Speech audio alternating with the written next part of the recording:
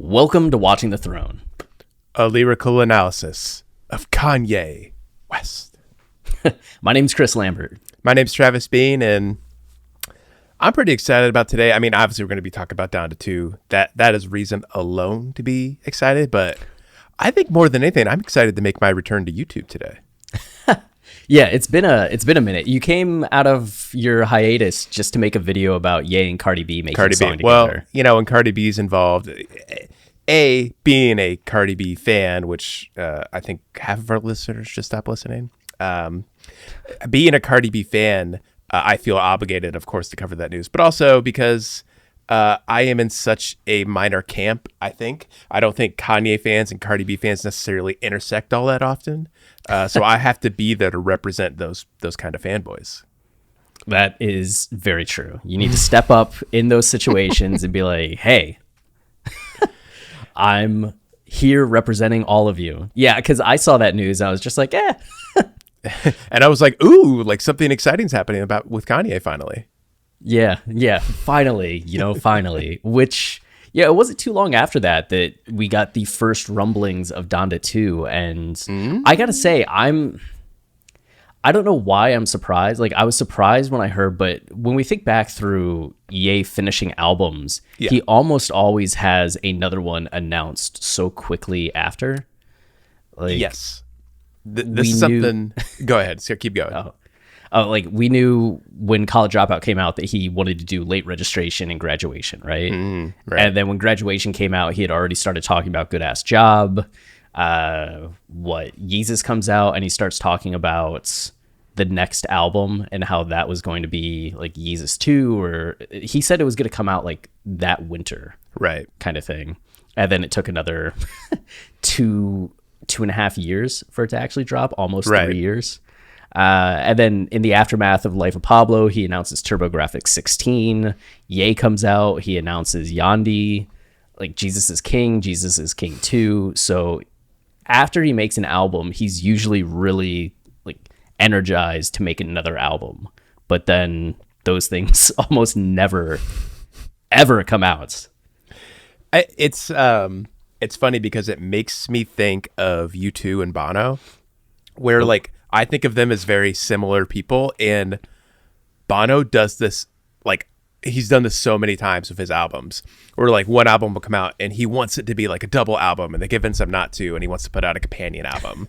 There's always second albums and sequels and companion albums, and this past decade they actually finally did it. They released the Songs of Innocence, and then Bono was like, Songs of Experience is coming next year. And of course, it's like several years, but it actually finally comes out. But it doesn't come out the next year like he says it will. Like, it's something both of them have done. They're both these larger-than-life figures and really dedicated to their art and want to amplify their voice as much as possible and want to capitalize on any possible marketing opportunity for the album that just came out. Like, I've seen it all before, and we've seen it with Kanye over and over. Like, I want Donda 2 to come out, and we're going to talk all about it. And it's, the machinations are in place. It sounds like it's going to come out. Like, all logic would point to it coming out, but it never does. So, so this episode, I guess, is just going to be kind of covering all that stuff that ideally will lead to a Donda 2, and then we just have to wait and see if it actually comes. Yeah, because, I mean, we have good news in the fact that they've rented out the hotel. That's something that we've seen. Theophilus London, who had previously worked with Ye, I think they're the most potent's not the word that I'm looking for, but the time that they were working together most closely was 2012, 2013, and 2014, where Theophilus London actually released an album that was executive produced by Kanye. But it eventually came out in interviews in the aftermath of the album completely flopping. It was kind of surprising with the attention London was kind of getting in media for his fashion stuff, his collaboration with Ye. He had a single that had Ye on it, which was a pretty like good song. Right. I remember liking it. But the album ended up doing like 16,000 copies first week or something, or like 30,000 copies first week, really low. And with the executive produced by Kanye tag on it, it seemed like there'd be more hype. Then it turned out Ye actually did nothing on the album. It was just like a gift. I will let you use my name. But they had a bit of a disconnect for a number of years until recently. And Theophilus has kind of been the plug in terms of behind the scenes things going on, posting to his Instagram story, like the room where they're currently working on Donda, where you can see some of the engineers working. He's had photos with Ye. He's had a photo of Ye in Future listening to music, and he's just taking kind the of Casey getting Pluto role. Yeah, that's that's who he is this time. Or like when Life of Pablo was going on, Mike Dean was often getting on Periscope when that was a thing on Twitter, and just sharing like live looks behind the scenes as they were mixing and mastering The Life of Pablo. But everybody was like, play music, and he'd keep joking like, should I play music? Like, once we get this pizza, we'll go back to working on Donda or Life of Pablo. And everybody would be like, you're just sitting around, it's been an hour and you're just smoking weed, like why aren't you working on the album? He's got to get into the Zen mind state for the album.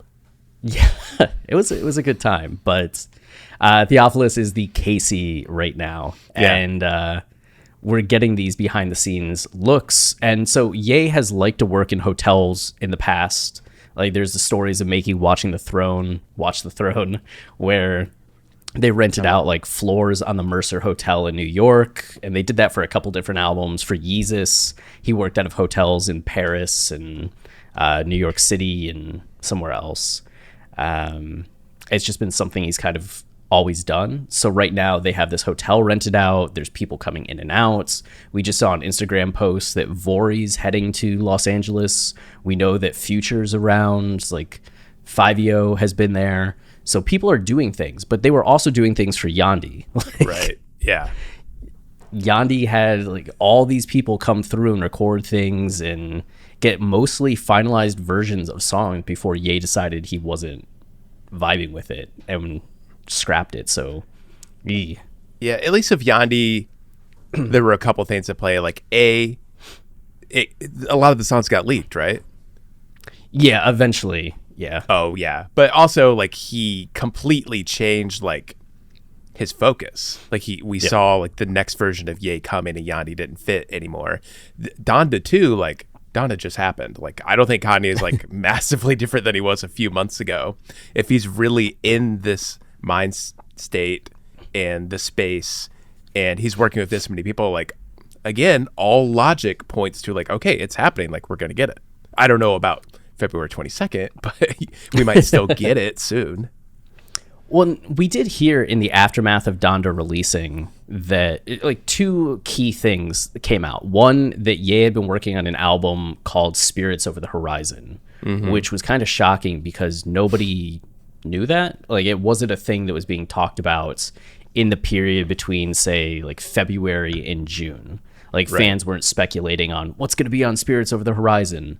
It was something that we didn't get info on until I think right before Donda came out or right after Donda came out.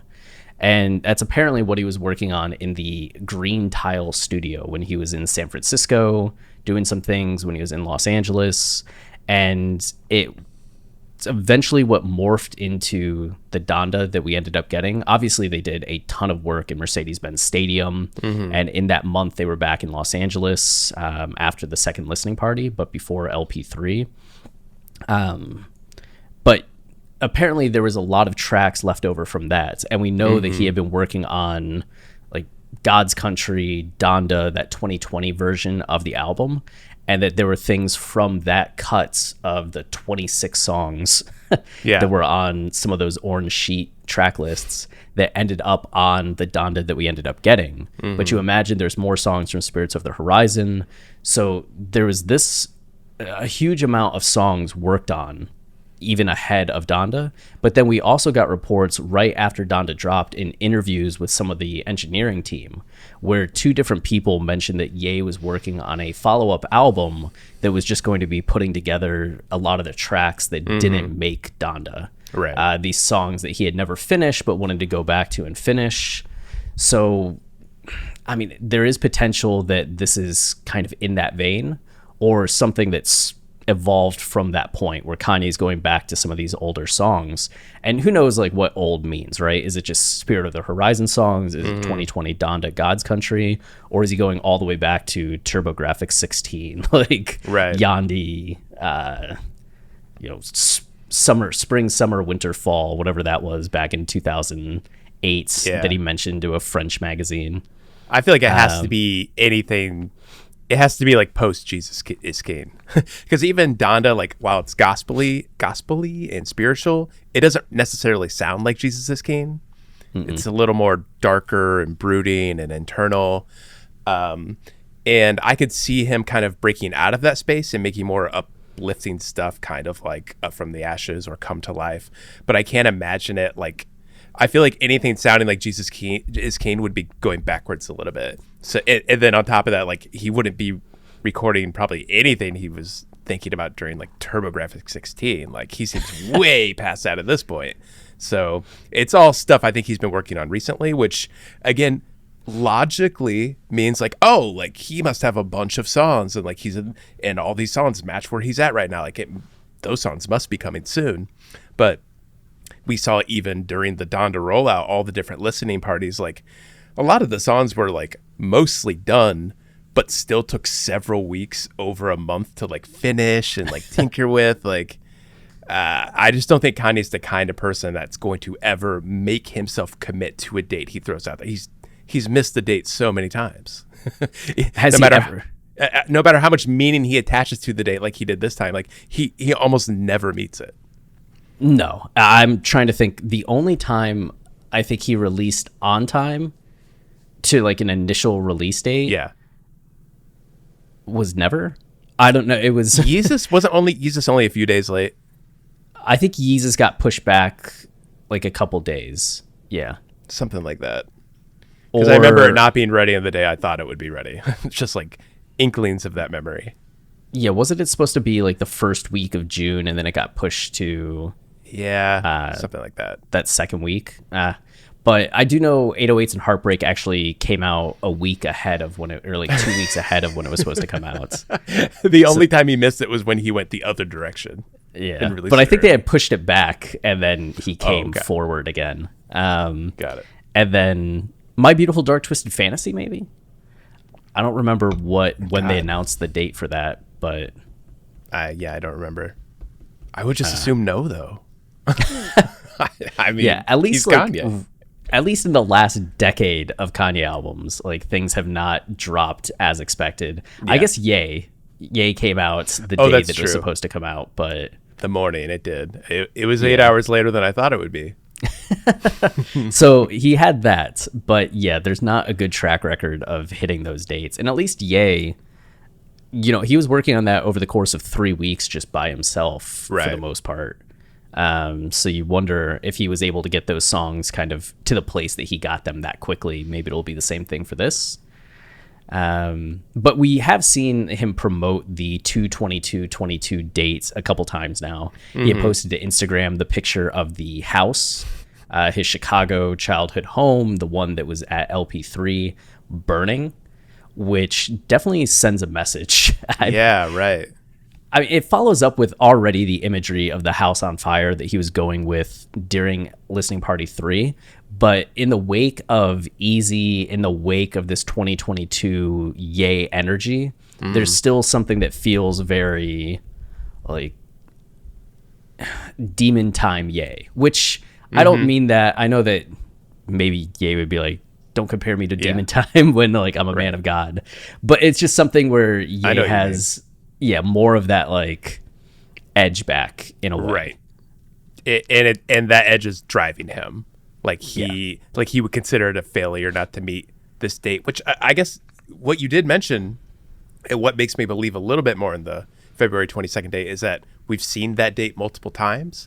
Like I feel like in the past, it's just Kanye sending off a tweet like, the album's coming out on this day, like get ready. And then, which is like 3 days later. Yeah, something. Even if it's like not even 3, it's like a little bit into the future. Like, and then you never hear about it again. Like the fact that he keeps sticking with the date. I mean, like that's a pretty bold thing to do. Like you're really going all in and making it apparent to everybody. Like no, this is the day. Like don't expect it to shift at all. Yeah, he's gotten rid of his phone. That was the other big thing. Right. Where it seems like maybe in the previous times where he had announced dates, he was still like tweeting and posting. Right. And kind of on to other subjects, which made him not talking about it even more infuriating or frustrating. Because it's like, yo, you just announced Yandi 3 days ago, and now you're just tweeting about like random stuff. What about Yandi? Like, where is Yandi? Get to work. Yeah. And so he had the founder of Rolling Loud post a message that was just Ye getting a massage. He's on the table and he's just like, I want everybody to know I got rid of my phone. My only priorities right now are taking my kids to school and finishing up like Donda 2, like finishing up the album. So, and he's been talking about the album for a few weeks now. He mentioned it in the video when he was trying to go to Chicago's birthday party. He mentioned it in text messages even further back to other people. So it seems like he's at least been going in on this for a couple months at least. And so maybe that's enough of a runway leading up to 2/22/22. And then Digital Nas, who was the producer on Junya and your favorite, Remote Control, ended up doing an interview recently where he talked about working on Donda 2, and specifically that Ye has been wanting more of a monk-like sound in terms of having things be kind of meditative, simple, stripped back. Not surprising. But at this, no, right? It gets into everything you were saying about like the ambience, vibes, and energies on Donda. And we'd been seeing him make movements toward this monk-like, like the minimalist content that was part of Ye and Jesus is King. And even though Donda as an album is really large, a lot of the songs on there do feel very focused in terms of their concept or soundscape. You're not getting a lot of the epic, rangy songs that you usually see, especially on like Yeezus. You're not really getting that whole my liquor, new slaves, I'm in it, blood on the leaves. Guitar solos. like beat drops and shifts all over the place. Yeah. It's almost like Ye replaced a lot of the production flips and tricks that he used to be doing with the use of different artists as kind of instruments. So he's allowing the different artists to kind of come in and bring their vibe and energies to a stripped back ambient soundscape. And that's really what's carrying a lot of the energy and attitude. I mean, I love it. I hope he keeps going that direction because, Donda is so huge that, like, it almost can't be a monk-like album. Like, no matter how some of the songs are, like you're describing, like, very meditative, very ambient, it's so big and trying to accomplish so much. Like, I would almost expect Kanye, if he really wants something monk-like, to create something much shorter. Maybe not Jesus is King short, but possibly something that short, like something really condensed and a focused sound. That would be cool. Yeah. In that like 40 to 60 minute range, I think is usually the preference that people have for albums. Right. I tend to not like less than 40 minutes. Right. But then once you're getting into that hour and a half range for an album, that can also be on the opposite side of things. Yeah, right. But there was also another statement that Digital Nas talked about in saying that one of the mission's not the right word. What is it when you have like a set of constraints or rules? Starts with a C. Blanking on it. I don't know. Some of the constraints for working on Donda 2 was that all the songs had to be playable at either a wedding, a funeral, a graduation, or a birthday. And I feel like that describes every Kanye album. If the song doesn't fit any of those occasions, then it's not going to make the album. Those are all different, very different energies. Like, I could pull all 4 of those songs off The Life of Pablo. Yeah. Wait, what would you play at a funeral? Fade? Funeral? Well, no, not Fade. God, something like Wolves at least has the sound of that. Yeah, I guess, maybe it is getting at like the production aspects more so than the like lyrical content. Okay, I guess if you're talking lyrical content, there's probably nothing for a funeral in Life of Pablo. Other than like 30 Hours, which is the death of his former self or something. Yeah. Which I guess Fade would be that, actually. But then Fade, like, starts talking about like dick at one point. Like, Yeah, right. But it's like- FML's the wifey song.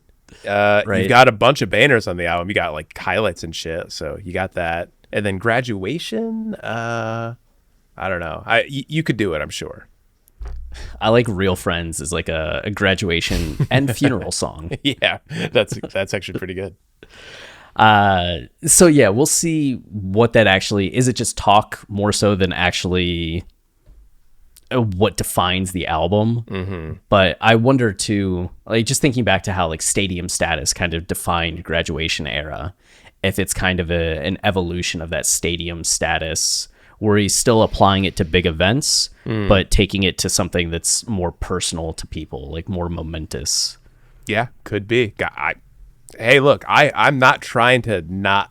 I want to will this album into existence on February 22nd. I don't want to get everyone down. History has not been kind to Kanye fans, but trust me, I hope it happens. It would be nice. It would be nice. And we've seen like there were the number of people posting stories on Instagram. Like right now, it's Theophilus London and Digital Nas are kind of the people to watch. And Theophilus also had a video of Mike Dean playing piano. So we know like Mike's around. We know that like Future's there. Theophilus just recently posted too last night some photos from Ye's room, which the one is just like a lamp looking down at the desk in the hotel room. But there's a book called Something's Off, and it's the Nike swoosh, but not, which is the idea of something's off, right? Right. How you can tell something's wrong with a design, I'm guessing. But it says donated by me, so I guess Theophilus gifted Ye this book. And then there's another post that says Ye's room, Donda 2, and there's a photo. What do you call those things that have the little short needles on? Thumbtacks. Oh, right. Little short needles on them. The thumbtacks. So it's a picture that says the best way to predict the future is to create it, Black Future Month. And there's an editor's note that says the beautiful Emmett Till in the blue overalls with his family and friends. So it's a photo of Emmett Till. Just Emmett Till's story was very tragic. And you have him as just this happy kid and this idea of Black Future Month. And that gets into, I think, what we've seen so far, one of the major themes that Ye seems to be talking about and why February is probably kind of meaningful. Ye has said over the years that he doesn't like the idea of Black History Month focusing so much on the past. Right. Because that feels limiting to him in a way that if you keep looking back, you're never going to look forward. So he's been a big proponent of not just focusing on history, but focusing on the future. So there have been a few times Theophilus has posted Black Future Month, especially in photos with Ye.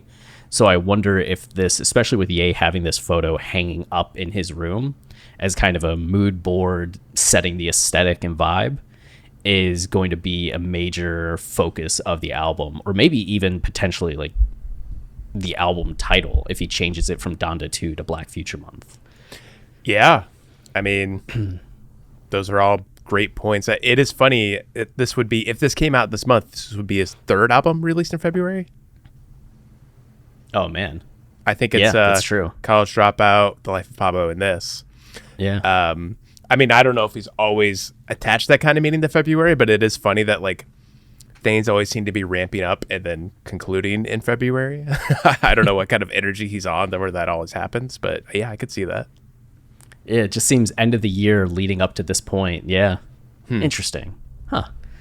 All right, Chris, what else we got? I mean, you're talking about this Donda 2 stuff every day. I'm here. I'm all on for the ride today. Like, I want to learn everything you know about Donda 2. Well, so we heard one snippet so far. Yeah. And I listened to that. Yeah, I thought it was cool.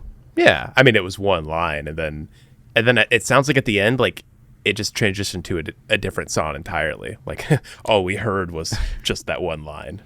Yeah, I wasn't sure if that was like a song transition or kind of like a beat switch within the song. I'm hoping beat switch within the song.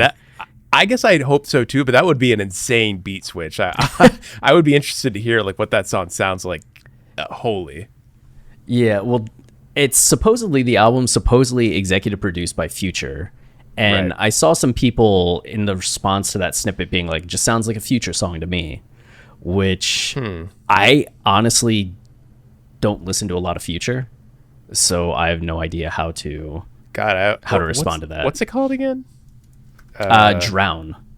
Let me listen to it for 1 second because like I'm a Future fan, but I guess I don't remember thinking that.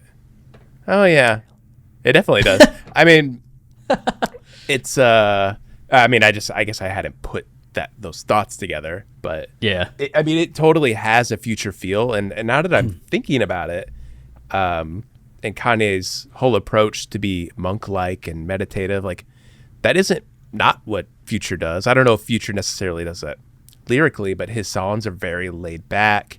They're groove oriented, like they kind of steep in a sound, and they aren't super adventurous. Like they're a little adventurous, but you're mostly like part of this feeling that he's trying to create. So I could definitely see Future bringing that to.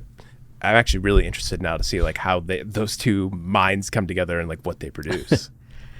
It's really interesting to me too that Ye seems to have been like a big Future fan for a minute, and this is the first time that they're really collaborating. Yeah, weird. And with Ye going out during Future's set at Rolling Loud, that's what it was. And now they recorded music together. Julia Fox had talked about the music that Ye was making with Future being the stuff that she was like most excited about. And now here we saw Future, Theophilus London shared a photo of Future in the studio with Ye in this hotel room, which, speaking of which, the hotel room where they've been working on this stuff, the new legendary zone Kanye's occupied. Yeah, there were early photos where you could see like the desk and the speakers and Ye standing there, and he's moving like tables out of the way to kind of like get to the computer to see things. And Theophilus has shared a few photos of the room, walking into the room, but now he just recently shared a photo of the room, and it says remodeled by Ye. And almost everything's been taken out of the room. It's just like very stripped down. A lot of the tables and things that were in there have been taken out and replaced with what looks like, if you watch movies or shows that take place in Japan, I wish I knew what the name was, but they sit at the little kind of like tea tables. Oh, right. You mean like old school, like Tokyo Story kind of movies? Yeah, and Right. they like are kind of cross-legged with the tea table like right in front of them. It's a little like personal table that's Yeah. right there. There's some of those that look like they're on the right side of the room, and then another little taller table on the left. But almost everything's been taken out, but the one little desk, like a single person desk that has a laptop and one speaker, Right. rather than like all these speakers. And there's a carpet, a rug in the middle of the floor that says keep off. It kind of looks like the off-white writing. So Ye is definitely like setting a vibe in the place. I always appreciate that about Kanye. Like, again, we talk about Kanye more like a director than we would ever talk about him like as just a rapper or a producer. Yeah. Like he is somebody who has this next level view of things, and like, yeah. So like when you're on set, in quotes, if you're really having a director role, like you do want a certain vibe. Like you do want everyone to have a communal understanding about what the story is and what emotions we're going for. I mean, I don't know if most artists do that. Maybe they do, but it's just something we repeatedly see from Kanye, from all these photos that leak, and how next level he is and how enormous the entire production seems. Like he wants to have control over the vibe, no matter how big it is, throughout that area. It's such an amazing thing to think about and then accomplish, like he always seems to do. Yeah, like you think about him going out to Hawaii for like 808s and My Beautiful Dark Twisted Fantasy, but just the Right. difference of like the Rosewood era in terms of wearing the suits and the rules that he had on the wall for My Beautiful Dark Twisted Fantasy, and then being in the Mercer Hotel for Watch the Throne definitely sets a way different vibe Right. than being at like a compound in Hawaii. Yeah, right. Versus the kind of like being in Paris and being in other cities for Yeezus. And even the stadium, like the Mercedes-Benz Stadium that he was in for a lot of the Donda recording, versus now in this hotel in Los Angeles. And stripping everything out in that room gets at that idea of the monk-like existence, right? You're kind of taking everything out and making it much more of a monastery feel. Even the album ends up having like a movie-like budget. Like it's not just you're paying producers and other artists for their time. Like you're paying for a space. Like I need to have my own special space, and that means renting out a section of Mercedes-Benz Stadium for weeks on end. Like what a crazy thing to do. Yeah, it's awesome. Only Ye. I love it. Only Ye. So Theophilus has another photo that I think this is the first time we've seen this be done. I imagine it's been done before, but it's essentially a character list. Right. And it's a photo of the different people and what they're doing, or kind of their role. With Theophilus, it just says Theophilus, but you can kind of see below him, it's Sarah Parker, Dove Assistants, Dr. Steven, chiropractor, and then someone else that it says production manager. There's a guy, Carney Dove. It doesn't really say what he does. Maybe he's also a Dove assistant. But you're seeing like just different people and the names of them. And I guess that's the people that are kind of rolling through and who are allowed access to the rooms and the floor. But we have that going on. It's and then it's like Ocean's 11. Like everyone has their role in this heist. It's Kanye's however many people there are. I'm hoping like 100, 150. Yeah, Kanye's 100. Wow. Ridiculous. And then there's a chalkboard now outside the hotel room that's the studio. So before there was just a piece of paper that said like production in progress and then do not knock, come in. And now there's a dry erase board or a chalkboard that says, please leave McDonald's in room. Thank you. We are with future though. Or we're with future Theo. So Theophilus writing these things, but we know Ye loves McDonald's and loves fast food. Even McDonald's that's been sitting in a bag in an empty room for an hour. Which I imagine it is if someone's just leaving McDonald's in there. They're going to go find it later. Yeah, like, where is this? Okay, I got my cold fries. Perfect. And then we just, see some other people working in some other hotel rooms. There's some other people kind of coming through. That's kind of all that we know at the moment, I think, from everything. I'm trying to see if there's anything.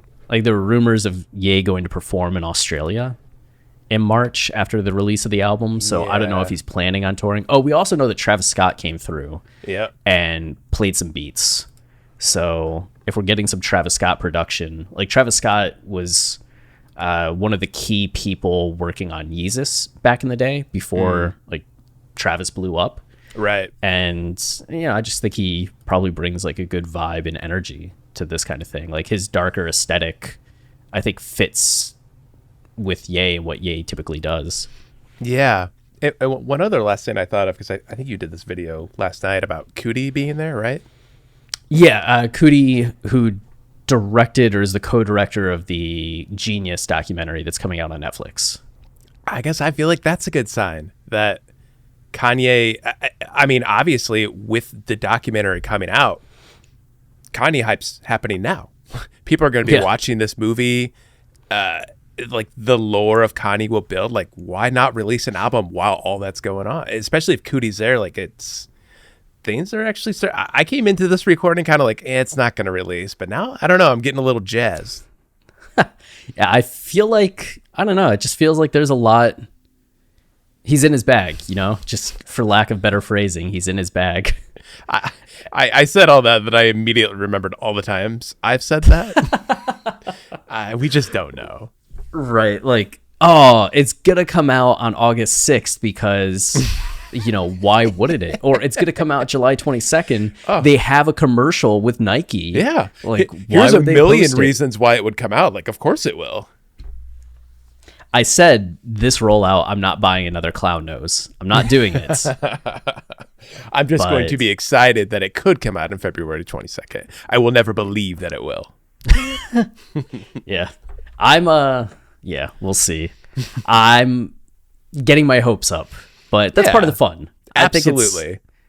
I think that's part of the fun of it all, is just to enjoy the ride and the chaos, see what happens, meet some new characters along the way, and, go from there. That's But exactly right. Because people just get so pissed. Like, he said it would be here and it's not. I want to hear this song. I want to hear that song. I want the full album. Like, you are getting, Kanye's giving you gold when this shit happens. Like, you're getting updates every day. Like, you're getting so jazzed. You're seeing all of these legends working together, all these future legends coming into the process. Like, this is fun. It is fun. It is fun. And, you know, the worst case scenario, even when there are delays, we typically get something, right? Like, we did a good ass job following Graduation, but we did get 808s and Heartbreak like a year later. Right. And, you know, we didn't get Yeezus 2 immediately after, but So Help Me God did become The Life of Pablo. Like, we got that. TurboGrafx 16 did wither on the vine and die, as did Cruel Winter. Right. Those things are just non-existent. But we saw Yandhi kind of transform its way into Jesus is King. Like, a lot of the stuff that was talked about for Donda and whatever Spirits Over the Horizon was ended up coming through on Donda. So it's like, we still get things, even if there are some delays. Like, I think we can pretty much assume, and with Yandhi was Jesus is King. I think we can just pretty much assume that we should get some kind of music, famous last words, but we should get some kind of music in 2022, whether that's February, March, April, May, June, July, August, September, October, November, December. Sometime. During one of those months would be nice. One of them, not January. No. We need January to rest from the previous shit year that was. Hey, but we got. I don't mean music wise. I don't mean music wise. Yeah. I just mean, all the stupid shit going on in the world. 2021 was a wild, wild year. Was it better than 2020 though? At this point, like, all the years, I feel like every year is going to be the same for the rest of my life. And maybe before 2020, they were all the same. I just didn't realize it.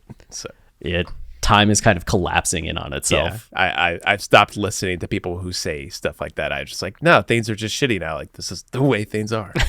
The glass half full perspective. Yeah, a little bit. Like, you just accept it and, like, you know, covet the things you care about, like Kanye music.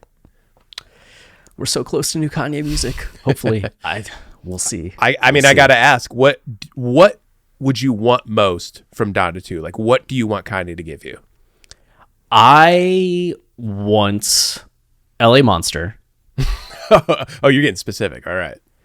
Yeah, I want LA Monster. I still think that that's a song that could happen. And I do, like, part of me always wondered if he took LA Monster off of Jesus is King because he thought it could be misattributed to, like, Kim, the family, yada yada. But I do wonder if in the wake of the divorce, there's more of a, LA Monster. That sounds like really building a legacy. It's so cool. It's just like, I don't know. It's haunting. It's exciting. It's beautiful. It's like Believe What I Say finally coming to fruition. Like, I'd never thought I'd actually hear that song. Or Hurricane, right? Yeah, or Hurricane.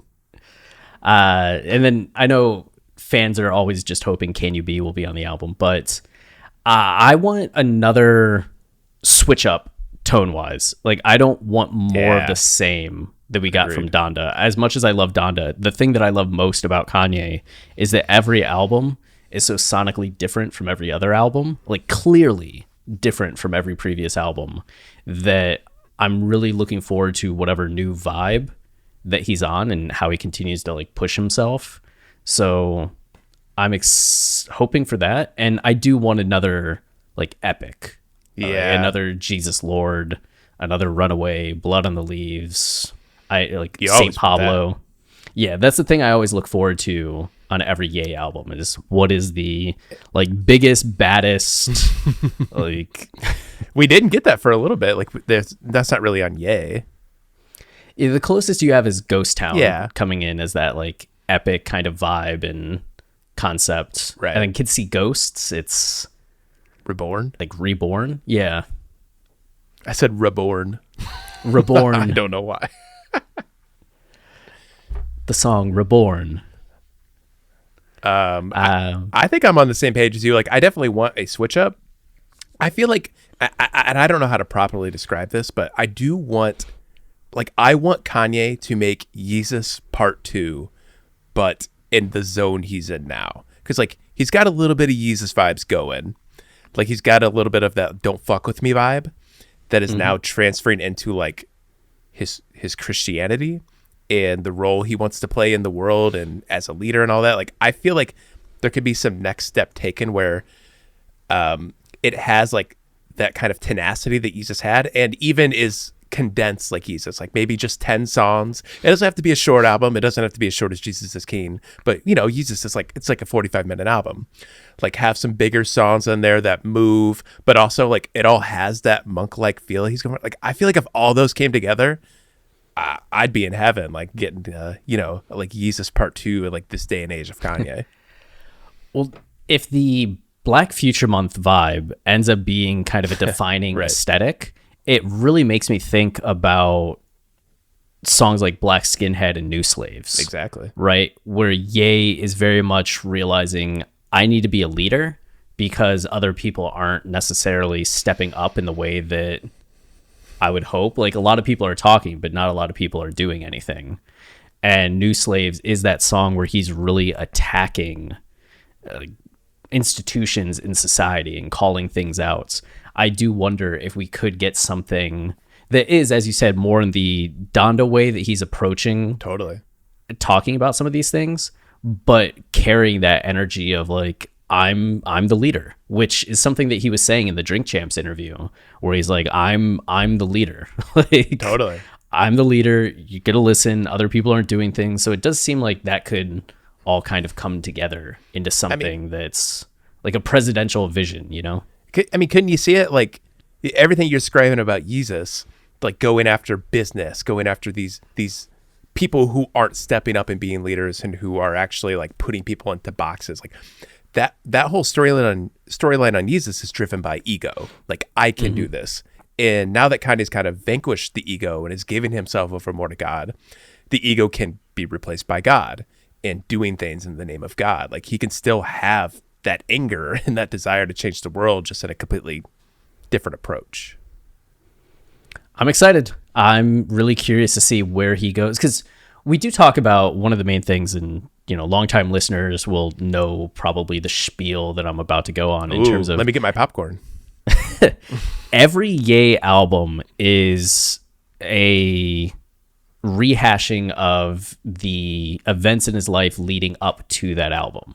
So every album ends up being autobiographical, but not necessarily nonfiction, right? A lot of the times there's exaggerations, there's distortions, but it's based on the emotions he was going through in recent events. So like graduation or the college dropout is leading up to Ye getting his record deal and his album coming out. Right. It like the album covers that span of like being a kid in Chicago to the album coming out. Then Late Registration is the aftermath of that album coming out, the difference in his life and the ways in which he's growing into his role as like a hip hop like leader and ambassador in the music world, in the rap world. Graduation then is that ascension to superstar status that followed the success of College Dropout, Late Registration, and the ways in which he felt that success getting to him.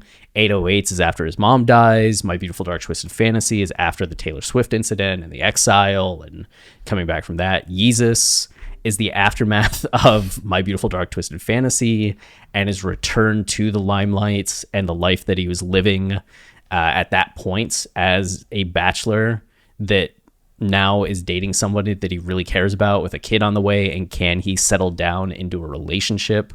The Life of Pablo then explores marriage and being a parent. Ye was his hospitalization and started of 2018 and everything that he was going through with his mental health. Then Jesus is King was his religious conversion or reawakening. Right. And then Donda was him rediscovering himself and rediscovering his mission and finding direction and putting together like this post-divorce life and post like cancel culture life and where he's at like in jail and feeling a sense of freedom. So I do wonder. Donda 2's about Pete. Yeah. Every song's about Pete Davidson. Yeah. It's just Pete. I mean, Al, like, you were saying all that, and in my head, I'm like, well, it's only been a few months since Donda. Like, there isn't much to report. A lot of shit actually has happened since Donda, so he could make an album. yeah, like, I mean, I do wonder, is it going to be something where he's just getting into post divorce stuff, like where he's currently at with Kim? Because like, Right. so much of Donda had songs about like where he and Kim were at that point, and like understanding what went wrong, maybe trying to win her back, also letting her go.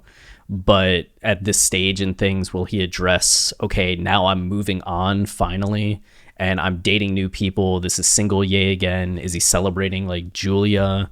Is he getting into all of that stuff? Is he just going to go full like presidential campaign on the album, like Black Future Month, and get into topics? Is he getting into now like divorce dad stuff? It's got to be one of these theories you've thrown out, Chris. Like, one of these has to be right. One of them, but I think none of them. Like, he'll go some entirely different direction. The other great part of being a Kanye fan, you never know where he's going. Like, He's just done. Donda, like, I thought I knew exactly what he was doing the whole time during the rollout. Had no idea. Like, as we started going through the album and all the nuances and how that narrative was unfolding and all the little motifs that repeat throughout, like, it was a completely different experience by the time we got all the way through it. Yeah. The difference between like what we thought from like LP1, LP2, LP3 to even like midway through the album analysis was just like, whoa. Yeah, totally. Huh. So yeah, we'll see. And of course, we'll be doing podcast episodes on it. That is the other reason I hope Kanye releases this album on February 22nd, because I have a child due in early April. If he releases it like in late March, like, we're fucked. Like, we're not gonna be able to talk about this album for like a couple of months.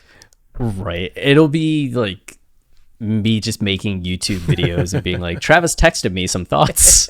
Yeah, This is what he said. Well, February 22nd, yay. Come Make on, it happen. man. Do it for me. Come on. Please. I do so much for you. This is like, Look name at all the one new thing. fans I've gotten you. Dozens. Oh yeah. Good job, Travis. I have converted a lot of Cardi B fans into liking Kanye. I like to think that's true. At least one. I mean, come on, you got to give me one. I'll give you one. All I'll right. give you one. I was talking to Perfect. Kanye, but thanks, Chris. Oh yeah. You know. Your support means a lot too. Yeah. I'm always there for you. Yeah, as I closet my Cardi B fandom. No. Let that fly proudly. Okay. All right then. Anything else? No. All I want to ask of our listeners is, if you really, really want Donda 2 to come out on February 22nd, I think the only way it's going to happen is if you stay wavy. And keep it loopy. Of course.